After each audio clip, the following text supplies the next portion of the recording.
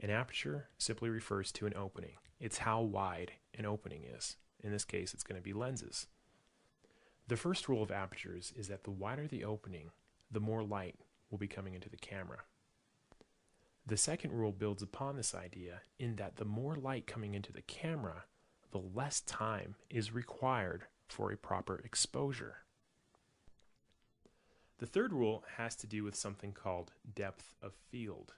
And a depth of field it's a wall of focus. That's probably the best way to think of it. It's a wall of focus which runs parallel to the camera sensor.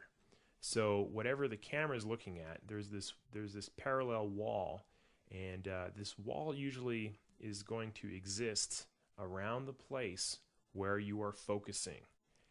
The interesting thing about apertures is the thickness of this wall depends on the size of the aperture.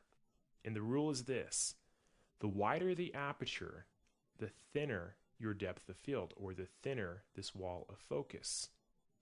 Now, the smaller your aperture, the thicker the wall.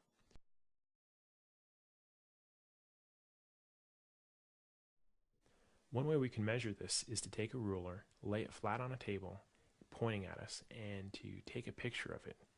And at a very wide aperture, we'll see that only a few of those tick marks are in focus.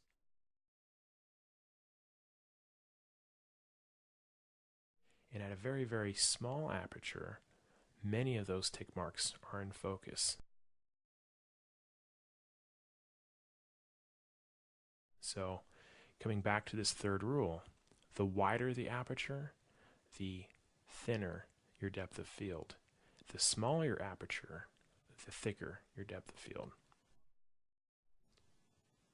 The fourth and final rule has to do with how apertures are measured. Apertures are measured in something called f-stops. Now, this term is actually a ratio of the focal length of the lens divided by the diameter of the opening of the shutter blades. Say, for example, you have a lens with a focal length of 20 millimeters, and the opening of the iris where the shutter blades stop down is 2 millimeters. Well, 20 millimeters divided by 2 millimeters is 10.0, or an aperture of 10.0.